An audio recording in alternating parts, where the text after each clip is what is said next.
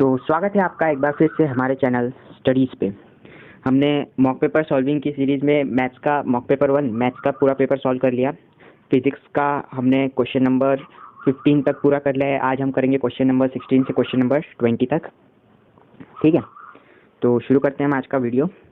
Number 16 जो हमारा आज का पहला क्वेश्चन है वो है कि when the mass is rotated in a plane about a fixed point its angular momentum is directed along. पूरा थियोरेटिकल क्वेश्चन है, बहुत सिंपल। अगर हमने एचसीवी लगाई होंगी तो ये क्वेश्चन हमें मिलेगा उसमें, इस टाइप का कुछ।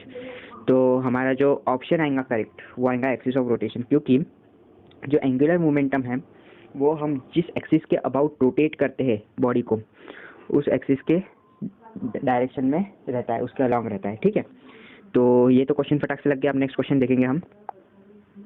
नेक्स्ट क्वेश्चन बोल रहा है कि voltage of cloud is 4 into 10 के power 6 with respect to ground.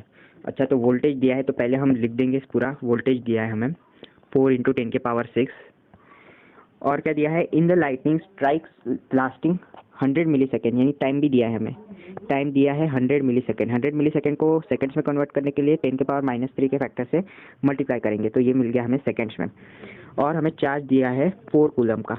ठीक है, तो ये हमने डिलीवर किया और हमें पूछा है एवरेज पावर। तो सबसे पहले हमें पावर का फॉर्मूला, पावर होता है P = VI।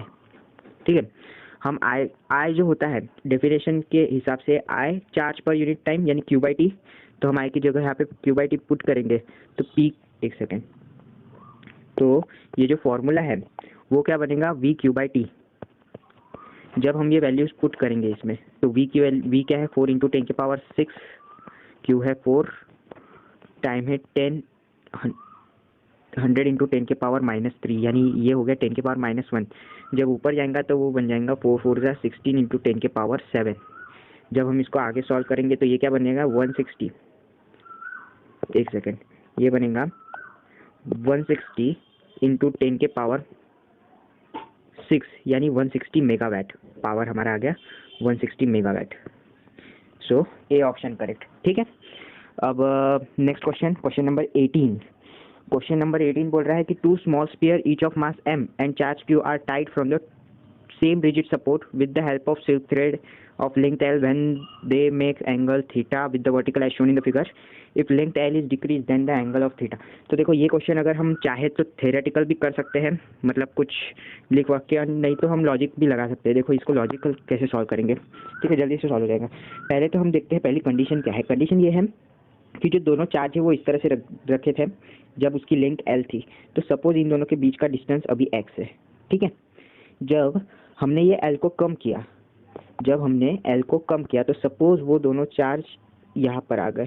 ठीक है, समझो ये है हमारी न्यू लेंथ वायर की, तो चार्जेस भी यहाँ पे आ जाएंगे, दोनों पॉइंट मासेस। ठीक है, तो इस टाइम पे उनका डिस्टेंस हो गया L। अब यहाँ पे अगर हम देखें तो चार्जेस दोनों कंडीशन में, अगर हम नाम दे तो इसको कंडीशन A और कंडीशन B, तो दोनों कंडीशंस में चार्जेस सेम थे और फोर्स भी सेम था, रिपल्सिव नेचर का, क्योंकि दोनों चार्ज सेम नेचर के हैं। ठीक है, तो लेकिन सिर्फ फ़र्क किस में आया, फ़र्क आया इसके डिस्टेंस में।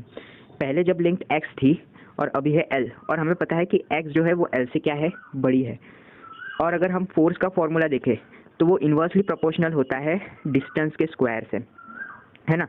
मतलब एट कंडीशन A यानी इस पोजीशन पे फोर्स ज़्यादा होगा, इससे क्या होगा, जो रिपल्शन है, रिपल्सन भी ज़्यादा होगा, इससे एंगल जो है वो बढ़ेगा। यानी जो पहले थीटा था अब वो बढ़ के थीटा नॉट हो जाएगा, यानी एंगल में क्या हुआ, इंक्रीमेंट, यानी एंगल क्या हुआ, इंक्रीज। तो हमारा ऑप्शन ए करेक्ट होगा। इसे हम थ्योरेटिकल भी कर सकते हैं, लेकिन क्यों करें अगर समझ जल्दी हो जा रहा है तो। ठीक है ना, ठीक है। अब अगला क्वेश्चन करेंगे हम। क्वेश्चन नंबर 19 बोल रहा है कि a 1 liter glass flask contains some mercury. It is found that at different temperature the volume of air inside the flask remains the same. So what is the volume of mercury in the flask if coefficient of linear expansion of glass is 9 into 10 के power -6 while the volume expansion of mercury is this. ठीक है, तो हमें दिया गया है glass है, उसके अंदर मर्क्यूरी और एयर ने कुछ वॉल्यूम लिया है। तो हमें पहले तो हमें एक चीज़ पता है कि वॉल्यूम ऑफ, समझ लीजिए यहाँ पे एक बार, कि वॉल्यूम ऑफ ग्लास जो है वो इक्वल रहेगा volume of mercury plus volume of air के। इतना हमें समझ में आ रहा है, ठीक है। और हमें वॉल्यूम ऑफ एयर के बारे में बोला गया है कि ये टेम्परेचर डिपेंडेंट नहीं है, ठीक है। ये काफ़ी इंपॉर्टेंट चीज़ है कि volume of air temperature dependent नहीं है। हम क्या करते हैं, इसको इस साइड ले जाते हैं, तो वी वॉल्यूम ऑफ एयर क्या आ जाएगा, volume of glass minus volume of mercury, ठीक है। अब हमें क्या बोल रहा है, टेम्परेचर चेंज कर रहे हैं, टेम्परेचर चेंज करेंगे तो वॉल्यूम में क्या आएगा, चेंज आएगा। अब उसके लिए हमें फॉर्मूला देखना होगा, तो वॉल्यूम फाइनल, हमारे पास एक फॉर्मूला है कि volume final is equals to volume initial in bracket 1 plus gamma delta T, जहाँ पे जो गामा है वो है कोफिशिएंट ऑफ वॉल्यूम एक्सपांशन, है ना, ठीक है, जो हर एक के लिए अलग अलग रहता है। अब हम यहाँ पे बात कर रहे हैं इस कंडीशन में, तो वॉल्यूम ऑफ एयर अगर हम देखें यहाँ पे, तो वो किसके इक्वल रहेगा, volume of gas, final volume हम यहाँ पे लिखेंगे सबका, तो वॉल्यूम ऑफ गैस, तो इनिशियल वॉल्यूम 1 लीटर था, यहाँ पे हमको दिया है क्वेश्चन में, देखिए ये 1 लीटर ऑफ ग्लास फ्लास्क दिया है ना, दिया है 1 लीटर ऑफ ग्लास फ्लास्क, तो हम यहाँ पे वॉल्यूम इनिशियल 1 लीटर लेंगे, तो VI1 इन ब्रैकेट 1 प्लस गामा यानी वॉल्यूम एक्सपांशन, हमें क्या दिया है, कोफिशिएंट ऑफ लीनियर एक्सपांशन दिया है ग्लास का, वॉल्यूम एक्सपांशन दिया है क्या, नहीं। तो हमें एक रिलेशन पता होना चाहिए, वो रिलेशन है कि volume expansion of any gas is equals to thrice of its coefficient of linear expansion, ठीक है। तो यहाँ पे क्या आ जाएगा, कोफिशिएंट ऑफ लीनियर एक्सपांशन, तो गामा क्या आ जाएगा, 3 इंटू 9 इंटू 10 के पावर -6 यानी 27 इंटू 10 के पावर -6, ये हो जाएगा एयर के लिए कोफिशिएंट ऑफ वॉल्यूम एक्सपांशन। तो ये अगर हम यहाँ पे लिख दे, नहीं अभी नहीं लिखेंगे हम, अभी केवल गामा ही लिखेंगे, सिर्फ वैल्यू ध्यान में रखो कि 27 इंटू 10 के पावर -6 आता है। तो अगर हम लिखे यहाँ पे तो gamma of air into delta T, ठीक है। अब हम लिखेंगे, माइनस का साइन है यहाँ पे तो माइनस आएगा, VH यानी volume of mercury, initial volume हम मर्क्यूरी का नहीं पता था तो हम V ले लेते हैं, ठीक है, V हम वॉल्यूम ले लेते हैं, इन bracket 1 plus gamma of mercury into delta T, ठीक है, ये समझ में आ गया, ठीक है। तो अब यहाँ से हम देखेंगे कि किस तरह से अगर हम इसको एक्सपांड करने जाए, हमने जो चीज़ अभी निकाली उसको ही हम अगर एक्सपांड करें तो वो क्या आएगा, देखिए volume of air is equals to क्या आएगा, वो आएगा 1 minus V plus gamma A minus gamma H into V delta T, इस तरह से कुछ तो भी आएगा हमारा, ठीक है। इसको अच्छी तरह से लिख लेता हूँ यहाँ पे ये सब मिटा के, क्योंकि काफ़ी इम्पोर्टेंट है ये इक्वेशन हमारे लिए। तो अगर हम यहाँ पे लिखेंगे उसको तो क्या आएगा, volume of air is equals to क्या आ रहा है, 1 माइनस V, ये जो V है वो हमें पता है क्या है, इनिशियल वॉल्यूम ऑफ मर्क्यूरी जो हमें फाइंड करना है, plus gamma of A minus gamma of H into volume of mercury into delta T. अब देखिए हमें क्या बोला है कि it is found that different temperature volume of air inside the flask remains same, मतलब ये जो वॉल्यूम ऑफ एयर है ये किस पे डिपेंड नहीं कर रहा है, चेंज इन टेम्परेचर पे।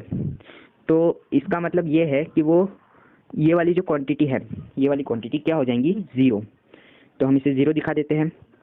तो जब हम इसे 0 दिखाएंगे तो क्या बचेगा हमारे पास, gamma of air, gamma of glass, air नहीं यहाँ पे ग्लास आएगा, gamma of glass minus gamma of mercury into V is equals to 0। जब हम यहाँ पे वैल्यू पुट करेंगे गामा ऑफ G की, हमने अभी अभी वैल्यू निकाली थी 27 इंटू 10 के पावर -6, तो 27 इंटू 10 के पावर -6, 27 इंटू 10 के पावर -6, जब हम इसकी वैल्यू पुट करेंगे यहाँ पे is equals to gamma H, यानी हमें वॉल्यूम एक्सपांशन दिया है कितना, 1.8 इंटू 10 के पावर -4 इंटू V जो हमें फाइंड करना है। तो यहाँ से हम V फाइंड करेंगे 27 अपॉन ये, जब हम इसे सॉल्व करेंगे तो हमारे पास आएगा आंसर 150 cc, ठीक है, ये सॉल्व कर लेना अपने आप, तो हमारे पास आंसर आ जाएगा 150 cc, ठीक है। यहाँ पे सही से दिख नहीं रहा हो तो हमारा आंसर 150 cc आ गया। अच्छा क्वेश्चन था। अब नेक्स्ट क्वेश्चन